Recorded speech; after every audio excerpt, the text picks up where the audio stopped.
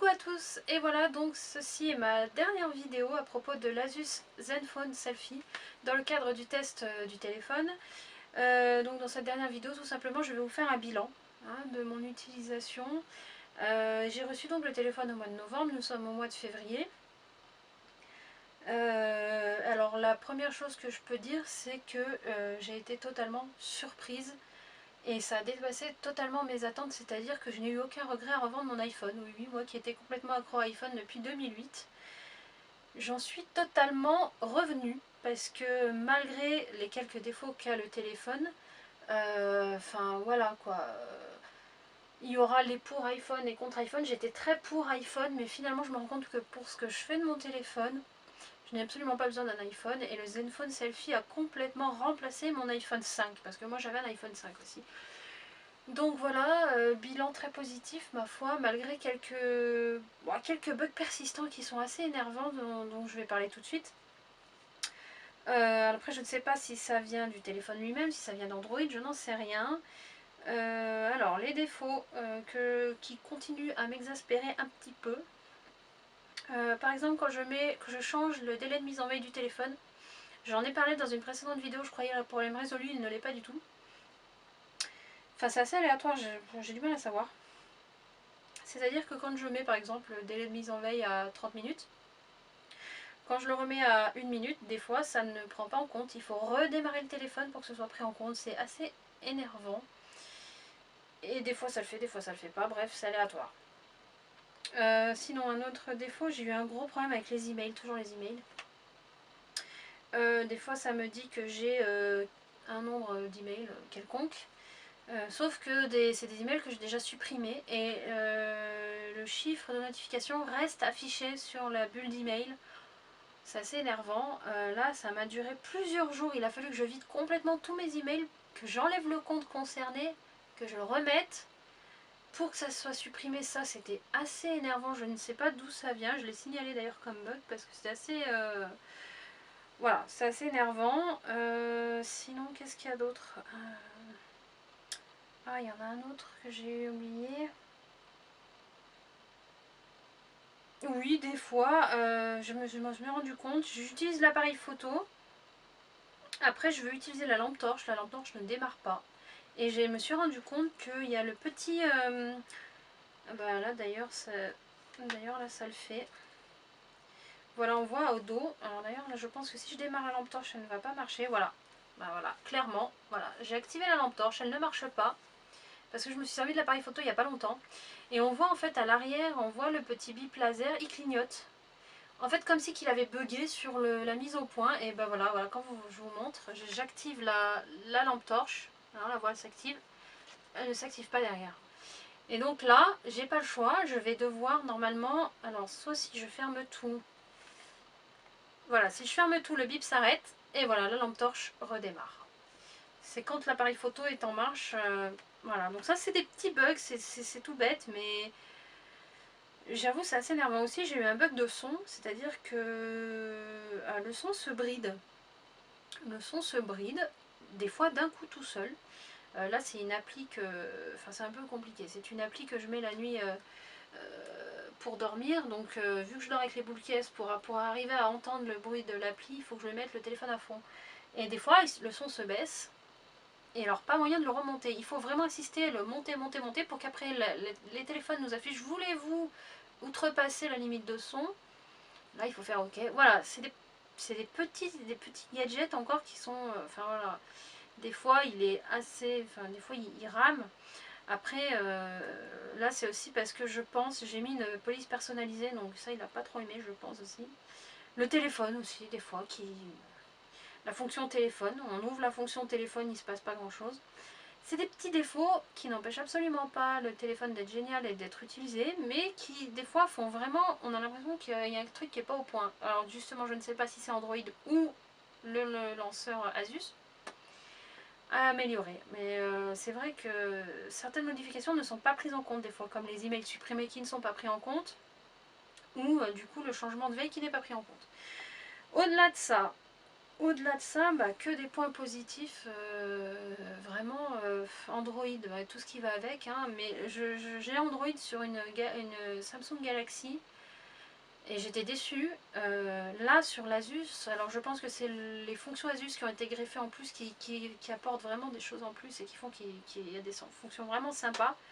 Donc il y a des fonctions que j'utilise maintenant régulièrement, comme le filtre bleu le soir. Il y en a tellement, je ne saurais pas vous dire. Je pense que j'ai même pas encore tout vu, hein. L'appareil photo, donc je reste sur mon avis, il est carrément aléatoire, hein. Le mode basse lumière est complètement à jeter, enfin sincèrement là je vous le dis comme il est. Le mode basse lumière est complètement inutilisable, il met 3 plombes à prendre la photo, puis la photo est... Voilà, en basse lumière, non, en basse lumière à améliorer, vraiment c'est... Voilà, les photos sont pas terribles, elles sont jaunes, elles sont pratiquement monochromes. Donc basse lumière, non, mais voilà. Après ça dépend des lumières j'ai l'impression, parce qu'il y a basse lumière et voilà. Bref, des fois il fait même des photos plus jolies quand c'est dans le noir avec une source de lumière, plutôt qu'en basse lumière, il sait pas trop. En selfie, bah, toujours aussi bien. Après je n'utilise pas non plus le selfie très souvent, mais le peu que j'ai utilisé, parfait. J'utilise pas le selfie panoramique, parce que... c'est encore trop pointilleux et puis bon j'ai pas spécialement eu l'occasion de l'utiliser finalement. Peut-être que je le réutiliserai, ça c'est sûr. Donc selfie, top. Appareil photo arrière aussi, aléatoire, hein, comme d'habitude suivant les conditions, mais là où je vais insister c'est surtout au niveau du macro. Il a un macro exceptionnel, je m'amuse à faire des macros, bah, moi vu que je fais des bijoux, des trucs comme ça, quand je prends en gros plan, enfin c'est parfait. La macro est géniale. Macro magnifique.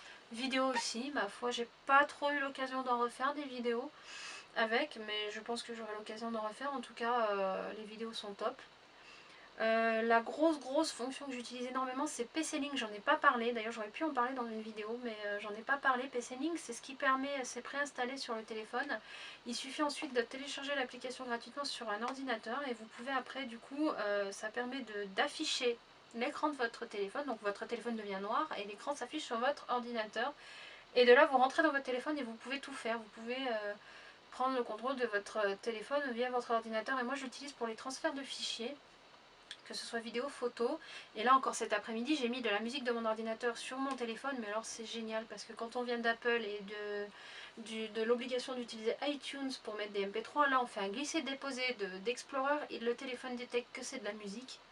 Il vous met ça dans votre musique. Voilà quoi. Là, le transfert de fichiers, je l'ai déjà dit et je le redis, est vraiment super simple et pratique.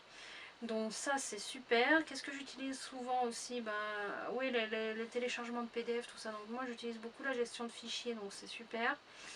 Qu'est-ce que j'ai d'autre à dire?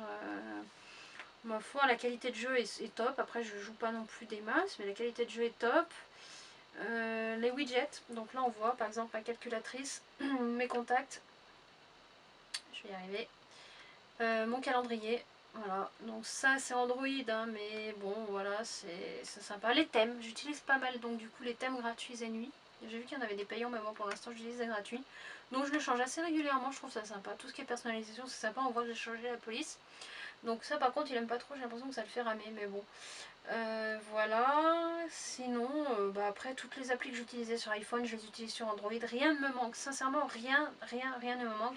À part comme je disais le clavier. Donc le clavier qui est pas très intuitif. Mais après ces quelques mois d'utilisation ça va beaucoup mieux au niveau des fautes de frappe, tout ça. Maintenant que j'ai bien paramétré le dictionnaire, je suis beaucoup moins ralentie, ça roule tout seul. Bon, mis à part toujours cette apostrophe qui n'est pas sur la page principale, ça je trouve ça un peu fou, mais bon. Du coup, vu que la correction est très performante, je dois dire vraiment la correction est performante et intuitive. Après il devine vraiment ce que je vais mettre, donc ça va. Super. Et puis bah voilà, pour ce bilan, je pense que j'ai pas grand chose à dire parce que j'avais déjà fait un point négatif et un point positif et je vois pas de nouvelles choses à dire. La seule chose à dire, bah, c'est que voilà, depuis j'ai vendu mon iPhone et je ne le regrette absolument pas. Je trouve ce téléphone vraiment super. Je ne ferai que le recommander parce que quand on sait qu'il ne coûte que, je crois, 250 € pour ce qu'on a, c'est largement. Après ça dépend de l'utilisation que vous voulez en faire, mais moi pour ce que j'en fais je l'utilise beaucoup parce que j'utilise pour les mails, je l'utilise énormément pour Facebook, pour Twitter, je l'utilise pour les photos, je fais énormément de photos.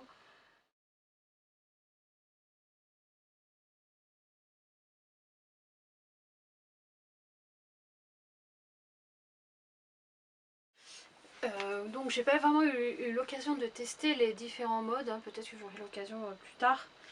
Je sais pas, enfin voilà, pour ceux qui aiment bien faire des effets, etc. sur les photos, ça peut être sympa. Surtout l'effet miniature, tilt shift, ça peut être sympa. J'ai pas essayé encore. Voilà, donc en gros, il serait à conseiller pour des gens qui en ont l'utilité, enfin comme moi, quoi, c'est-à-dire qui sont quand même beaucoup sur leur téléphone, qui aiment utiliser pas mal d'applis, et qui veulent un téléphone qui soit assez réactif, qui est un grand écran. Pour les vidéos c'est génial, pour les jeux c'est génial, pour les photos ça va.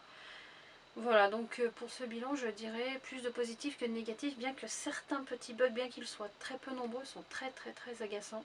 J'espère qu'ils seront réglés par la suite et j'espère que ça ne vient pas du téléphone. Mais ça ne m'empêchera pas de garder ce téléphone. J'espère qu'il me fera longtemps. Après, à voir par la suite combien de... sur la durée ce qu'il vaut. Mais pour l'instant, j'en suis très satisfaite. Voilà, donc c'était donc mon test pour l'Asus Zenfone Selfie. J'espère avoir rempli toutes les conditions. En tout cas, je suis bien contente d'avoir été sélectionnée et d'avoir pu changer mon téléphone et d'avoir enfin quitté le clan iPhone parce que je n'en suis pas mécontente. Voilà, donc j'espère que ces vidéos vous auront peut-être convaincu d'acheter aussi un Zenfone Selfie. En tout cas, je vous le conseille, vous ne le regretterez pas, surtout pour, pour le rapport qualité-prix. C'est un téléphone qui n'est pas très cher pour un smartphone et qui, sincèrement, pour le prix, voilà, il vaut vraiment le coup. Donc voilà. Sur ce, je vous remercie d'avoir regardé ces vidéos et à bientôt pour un nouveau test peut-être. Salut!